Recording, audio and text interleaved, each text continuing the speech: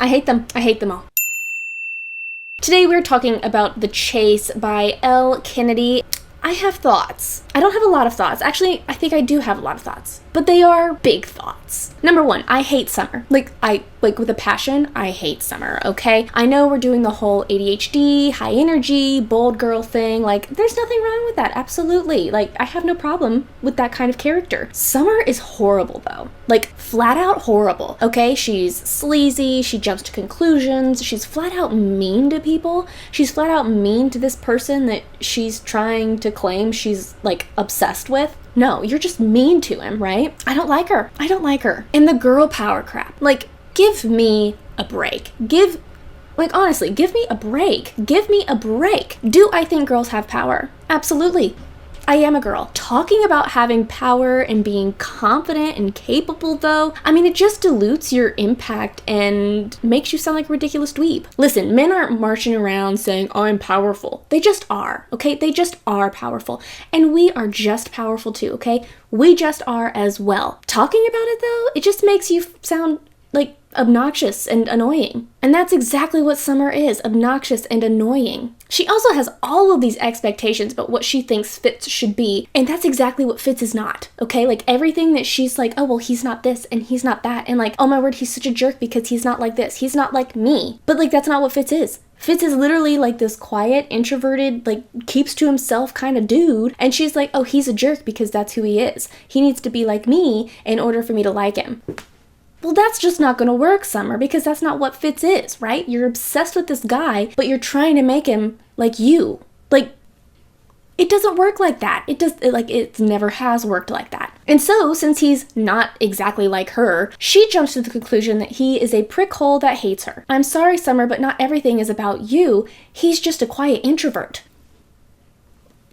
And let's talk about Fitz, okay? Let's just settle here for a minute and talk about Fitz. Just once, I would like to read a male character perspective that has more cognitive depth than I want to screw her. I mean, like, honestly, I know men are notorious for having a one-track mind, but I also sort of think that it's doing them an injustice by acting like that is literally all they think about, and that is literally all that they think of women, right? Like, that's not just demeaning to women, like, that's demeaning to men, okay? At this point, that is demeaning to men. And Fitz, I mean, honestly, like, I feel like he was supposed to have all this depth because it was like, oh man, like, my parents are all this kind of stuff, and I have tattoos, and I'm a gamer, and like, you know, all these things. But then it's like he sees Summer and all these like boobs and legs. Like, that's all he sees. That's all he thinks when he thinks of her. And unfortunately, you know, I don't really find it appealing when the man we're supposed to be falling for in a book only thinks of the girl he's supposed to be falling in love with as boobs and legs. I don't think that's appealing at all. Okay, I automatically think, when I read that, you are not falling in love, Fitz. You're just horny, okay? Like, flat out, you are just horny. You don't like Summer. He flat out says it. I don't like Summer. He, like, never likes Summer. He never likes her personality. He's never like, oh man, she's really cool. No. He's always like, you're annoying. Like, he doesn't like her. He's just horny. Like, honestly. I don't see any moment where Fitz actually has a respectable thought about Summer, okay? When he is around Summer, all he's thinking about is her body. That is it. That is it. I mean, there's a few moments where it's like, oh, she's crying. I don't like that she's crying. I need to keep Summer safe. But it's like so surface level, it's not even funny. The rest of the time, it is all about like lust. That is it. That is it. There is absolutely no substance to this relationship. He doesn't legitimately like her. And I mean, I'm sorry, but I don't understand how I am supposed to be shipping this relationship, because at this point I'm like, these people should not be together. Honestly, Summer should go hang out with Mike, okay? Like, Mike, is that who it is? Yeah, Mike. She should go hang out with him. No, not Mike, Hunter. That's right. Okay, like, he seems like a decent guy who actually respects her, and she's over here with Fitz. Of course, I haven't read Hunter's perspective yet, so perhaps he is just as much of a prickhole as Fitz is. But honestly, so yes, I hate the fact that Summer is jumping to the conclusion that Fitz is just a prickhole that hates her, but also, Fitz is just a horny prickhole. Like, they're both terrible. They're both absolutely terrible to each other, for each other, everything. Together in conversations, I mean, there are a few moments where it's like, oh yeah, this is genuine, right? Like, oh, when he's helping her with her paper, or, you know, they're having like, they're talking and everything like that. The rest of the time, they just want to hook up. And I'm like, there's nothing here. There's literally nothing here. Or it's not that they're wanting to hook up, it's that Fitz says something that isn't mean at all. He just says something, and then Summer's like, you hate me and you think I'm stupid. What in what world? In what world is what he said assuming that he hates you and he thinks you're stupid? Like, there's nothing that he just said that assumes that. Oh my word, it is enraging. It is absolutely enraging. And can we talk about the story? Like the actual like storyline itself. There is no story because nothing happens. It is about nothing. It is literally about nothing. Okay, so we're jumping around and we're doing all these things and nothing happens. In fact, there is very little story that is about Fitz and Summer at all. This story is supposed to be about Fitz and Summer's relationship, and literally they are the two people that spend the least amount of time together, okay? Every single time I turn a page, it is, you know, oh, we're with Brenna. We're at a party with Brenna. We're at a party with Brenna in the Harvard boards. We're texting Brenna. Oh, we're talking to Mom, Dad, and Dean. Oh, we're in class with the creepy professor. Oh, we're talking. And Fitz is like, oh, I'm with the boys. Oh, I'm in hockey. I'm making my video game. I'm sketching. I'm walking around. I'm at a party and I hate it. Oh, I'm taught, like, there is, the time that they spend together is like a fraction of the whole story, okay? And then when they do spend time together, it's like, oh, there's Fitz. I want to hook up with him. Oh, there's Summer. I want to screw her. Like, that's it. That is it. There is absolutely no, like, oh, we're like building a relationship. There's nothing. There's literally nothing. There's nothing. Nothing. I mean, at this point, she should date Brenna because she spends way more time talking to her than she does talking to Fitz. So much in this story, like so much that happened in this story, I did not care about. Like, I legitimately didn't. I was bored to tears reading this story because it was just like, okay, I came here to read about a relationship, right? A relationship that has very little, like, has literally no substance in this story. Like, nothing is happening. Nothing is happening. In fact, I am just getting a sneak peek at the shady ways of a college student. I mean, honestly, that is it. There's no, like, oh, we're building, like, we're connecting and we're friends and we're having conversation and we're getting close, and there's none of that. There's none of that. Like, there's none of that. He doesn't help her do anything, honestly, that I see. It's like he just sits there and he's supposed to be helping her with her paper. And we don't even see very much of that. It's like he is just sitting there being a guy. And she, like, there's nothing. I swear to you, there's nothing. Oh my word. Again, when it comes to Fitz and Summer's relationship, there is no relationship because there's nothing happening. There is nothing happening, okay? Typically, when I am reading a romance novel, when I'm reading any sort of story and there is a romantic interest, there are moments that you see where they are coming together, right? Where they are connecting and there is attraction there beyond physical, right? I mean, it doesn't even have to be romance. Any story where it's like, oh, like, I like them, right? Like, I like them. I like, you know, what they talk about. I like their personality. I like talking to them. I like being with them, right? There is none of that in this story. There is no, like, oh, I like being around you. There's none of that. There's none of that. It's just like, oh my word, I just can't wait to get her in my bed. It's like, okay, like, and it's such a fraction of the moment, and it's so out of sight, out of mind. It's like the moment that they are not together, they are not thinking about each other. And it is just, it's so surface level the entire time that it's like, I can't actually connect to these people. I can't actually connect to these people because there's nothing, like, there is no connection. There is no connection. There is no relationship. There is no, oh, we're falling in love.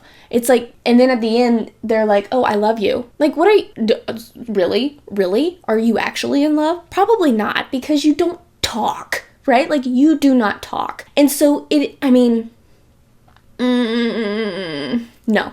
No. And again, back to the storyline, this is something that really bothers me, and I think that this might just sort of be a writing style. The professor. Listen, this professor, sketch as, right? Like, this guy is sketchy. This guy is creepy. This guy is like, no. Like, I would not be going 5 miles away from his office by myself, okay? Like, absolutely not. Absolutely not. When I was in college and I went to talk to professors, you know how that went down? That went down as, oh, we're in an open air room, the door is open, or we're in a room with other people. Like, there was never a moment where it's like, oh, we're like one-on-one and he's touching my shoulder. Like, no, there was not a single moment like that. There was not a single moment like that. And okay, this is going down. She has this creepy freaking professor flirting with her and other female students in the class. Number one, she does try to report it, and her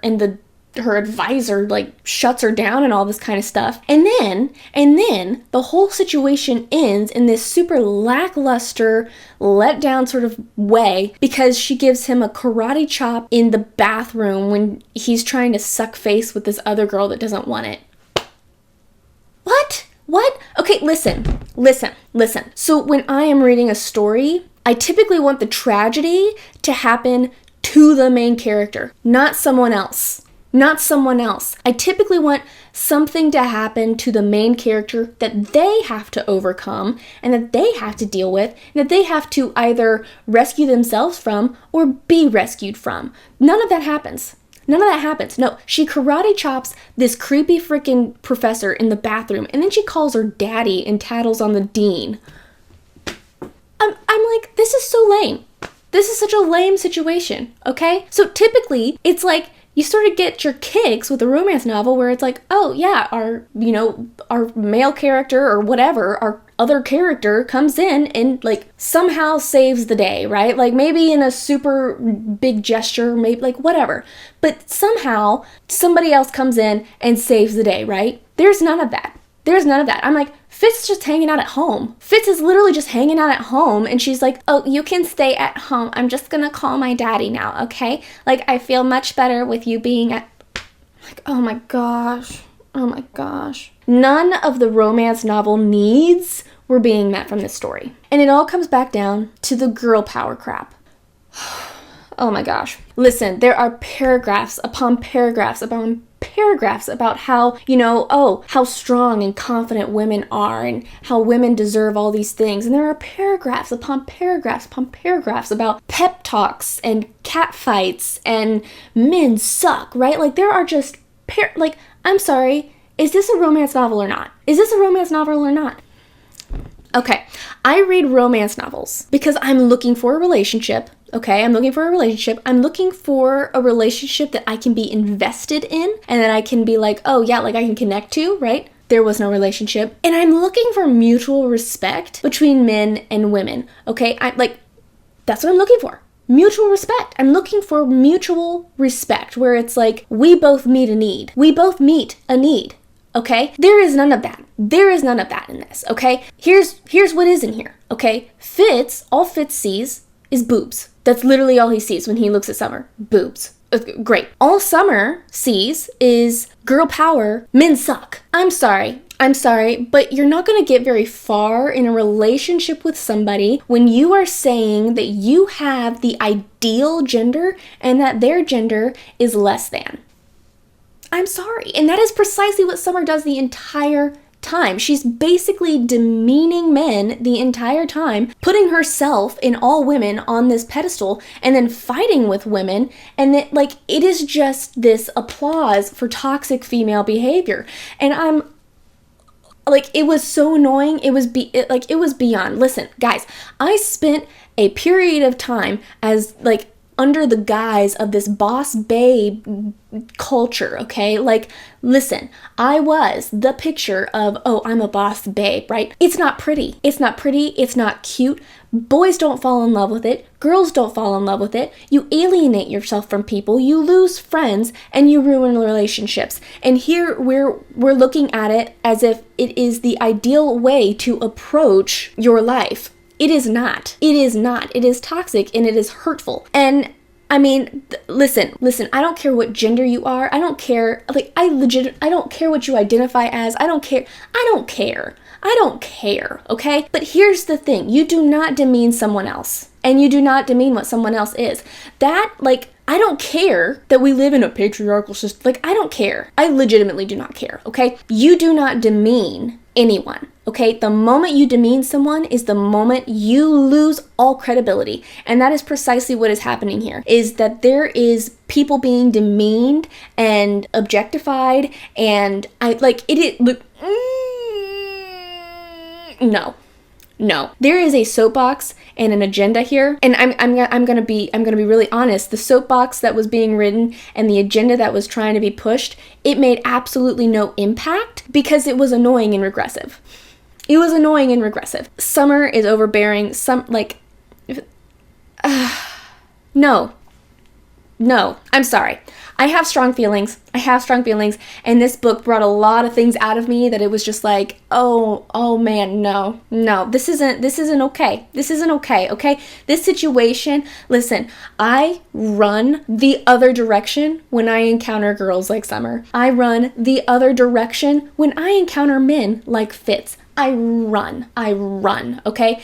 And so this book, not only is there no relationship to actually follow, like there is legitimately no relationship in this romance novel. There's nothing happening relationship-wise. There's nothing to ship, there's nothing to stand behind, there's nothing to be invested in. So there's not only that, but these characters are horrible people that I would avoid like the plague, okay? And so, no, I did not enjoy myself. So yes, I apologize. I have strong feelings, but here's the thing. I just don't believe in belittling people because you feel like you've been belittled. And that is precisely what this book does. Whoever and whatever you are, if you're belittling someone, you're regressing yourself and you are making yourself unworthy of respect. I mean, that is the bottom line. Because being above reproach, being powerful, having impact, being progressive, being worthy of respect means that you overcome something. It doesn't mean that you belittle someone else. Okay? It means that you overcome. It doesn't mean that you squash someone else. That is what is worthy of respect. Okay? There is not, back to the girl power crap. Listen, the females that have gone before us and who have paved a way for women to have rights, right? I mean, yes, there was definitely a time when women did not have rights. The women who have gone before us and done that, they did it in such a way where they made it clear that women were worthy of respect, right? They did it with taste, they did it tactfully, they did it in a way where it's like, I'm going to partner with men, I'm going to figure out how to partner with men, and I'm going to do it in a way that continues respecting men, right? I'm going to do it in a way that respects men and earns me respect from men. And what Summer is here, what Brenna is here, what Fitz is here, none of this is earning any of them respect. It is not earning respect from me. Like, there's no respect to be given here. And so, it's this desperation and this begging for respect that instantly makes you unworthy of it. And it instantly, you don't get respect because you're being a butthole. And that is precisely what Summer is doing. So yes, again, strong feelings. I know. I had my own soapbox there. So I am interested to hear what your thoughts are on this book. What are your thoughts on Summer, on Fitz, on the whole thing? Like, what are your thoughts? What do you feel? What are you feeling here? I would be curious to hear what your thoughts are. So share those thoughts down below in the comment section. That's all I have for you. I need a drink because I'm parched. And thanks for hanging out. I will see you in the next video. Bye-bye.